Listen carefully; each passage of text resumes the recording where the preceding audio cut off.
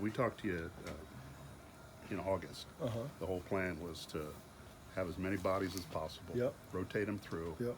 and just as the year went on, just have that group get better and better, wear people down, but also stay fresh. Sure. Has that plan worked out pretty much how you thought it would? In a lot of ways. I mean, it's never never as smooth as you want it to be. I mean, we certainly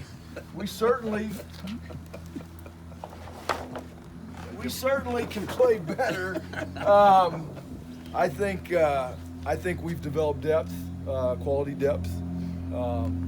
We've played a lot of guys. There's some guys that are kind of in that 3 deep that haven't maybe gotten to play as much as they want, but there's no promises or guarantees. Again, I want us to play at a high level. We talk about when the next guy comes in, that there's no drop off, and it's about winning the game, right? So whatever that formula looks like, some games it's been 8 or 9, some games we've been able to play a few more, but I think when guys have gotten nicked up, the next guy's gone in and held his own. I say that's what our goal has been, and that's what our plan has been. So I think there's been a lot more positives that have come out of it than the negatives. I've seen a lot of good things, from start to finish, but we certainly can be better, and we talk about that all the time. So I think the season's been ups and downs, right? There's been some great moments, and then there's been some moments where we all kind of scratch our head and say, what the heck's going on, and I'm proud of our guys, like the rest of our coaches are, that we've been able to regroup and come out and play better. So right now we're at the point we need to finish strong. There's a ton to play for. Obviously this game speaks for itself, and beyond that, we just looking forward to going down and competing on Saturday and getting after it. DeMarjo's going to start his car, so we need to hold on. Okay, all right. This is certainly a unique post-practice interview, but it's all good. So He's going to fire up that vehicle here. You talk about DeMarjo. I mean, that certainly was that was a blow early for us, But just to talk a little bit about that spot, I think that spot's really regrouped, and Lawrence coming off. His numerous injuries, the past year and a half or so. I think, our other guys, Cole and Bo, have done a good job of stepping in and doing a good job there. So. Not that you use the depth to insulate injuries, but you had enough there that if you had guys that couldn't play like DeMarjo and some other guys, that you felt good that, okay, insert somebody else and move on. Well, yeah, there's no choice, right? We obviously didn't have Branson last weekend, and Pac and Prince, had to go in, and those guys battled. There could have been some things done better. I thought, for the most part, you look and you hold a Northwestern team to 200 and whatever yards it was, but we knew they had to run the ball, right? They were beat up at quarterback, and so I thought we could have done some things at our interior spots.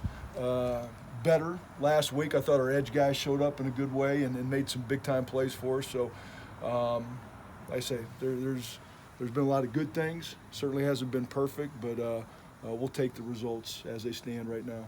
Hey, Jeff had a lot of good things to say about Nick Caraway on Monday. Has he been everything that you thought he was going to be? Yeah, I think Nick was just a guy that came in and impressed early, and certainly not being here in the springtime like a few of our other guys. He certainly had to play catch up.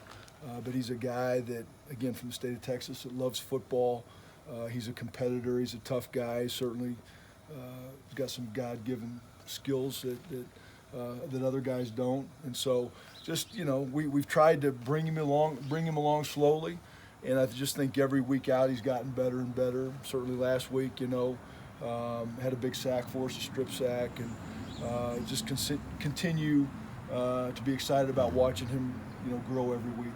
I think you push for him to get on the field, at least in a special teams capacity, early in the year, just to get him that experience. Yeah, I knew, we had KJ, we had Scotty, and Nick was kind of that next guy. And but I told our guys, I said, look, this guy needs to play, right? Like he, regardless if he's not taking a ton of snaps on defense, he's going to impact special teams. And not just use him on 1 or 2, but get him involved if he fits. And so I think Carl, took that and ran with it. And, you've just kind of seen the progression as the year's gone. we've just felt more comfortable putting him out there more and more on defense. And Scotty's been a little bit nicked up since the early part of the season. So, like I said, excited about, you know, how far he's come, where he started, where he's at today, but still a ton of room for growing, and excited about his future for sure. Like when you project his future, still at the same position, or can he? Is there something else for him out there? Well, I think moving forward, and again, you don't want to look too far down the road, but it's always about getting your best guys on the field, right? So I think, you know, we've trained him at defensive end. You know, he's 260 plus pounds right now, and he's going to do nothing but get bigger and stronger. So I think he's versatile enough to where he could play both edge spots.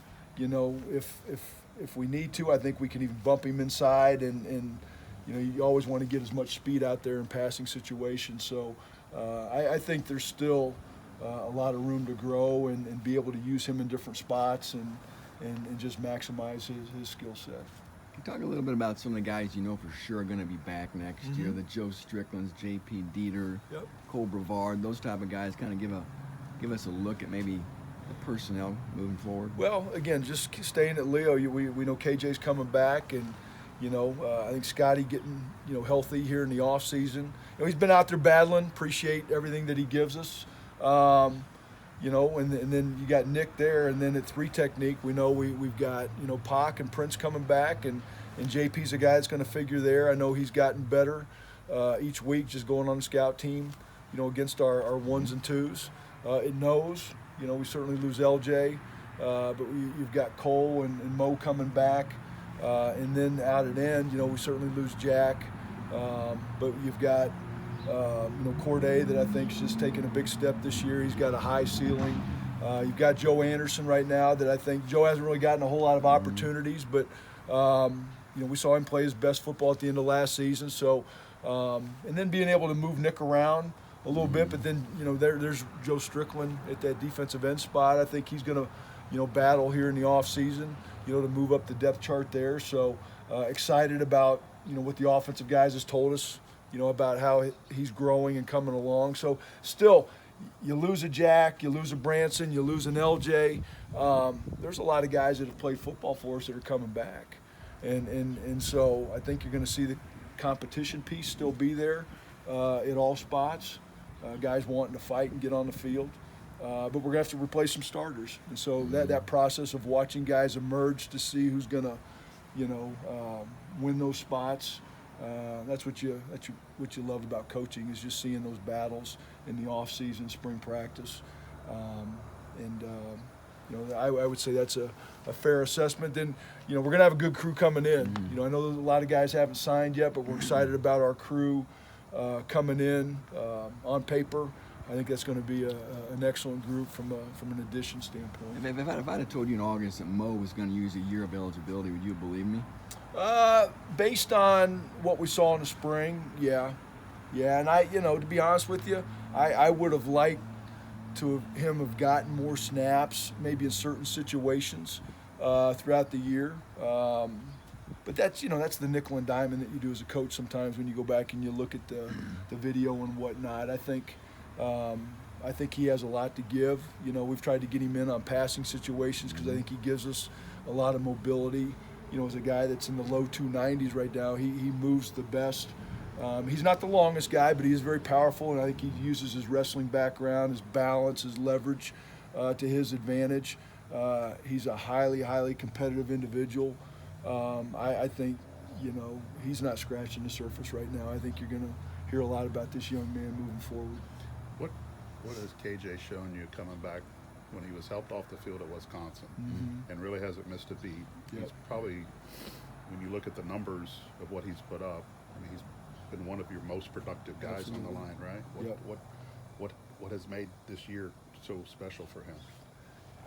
You know, with KJ, I go back to when I first got here back in January 21, right? Like, he was a guy that played a little bit, you know, was probably carrying a little bit too much weight on his frame. He was pushing high 60s, low 70s, doesn't have great length. You look at him today, he's down into the high 50s right now. I think he's every bit as strong. stronger probably, from that time with Reno. To me, the thing that jumps out about him is just his love of the game of football. He loves to play. He has he's never down. He loves to practice. He just loves to compete. And you look at what he went through last year. He had a high ankle against Nebraska, and he was on the field the next week against Michigan State, basically casted up. You hear the story about the bowl game. I mean, we went almost 3 weeks. We finally come back to school, and his arm's been bothering him. Come to find out, he's had a torn bicep. Guy plays with a torn bicep the whole game. And anyway, unbelievably tough. Going to do everything in his power to be out there week in and week out. And again, I was confident. They said high ankle, he might be 4 to 6 weeks, and he doesn't miss a game. Now, I do think that some people have, just the way that they're made, their genetics allow them to maybe heal quicker than other people. I would probably put him in that category, but he's very, very mentally tough, mentally strong. And the things that he's done, I think he's gotten better as a pass rusher, without a doubt. And that's not being 100% right now. It's coming off of a knee, just being beat up like a lot of our guys are right now. But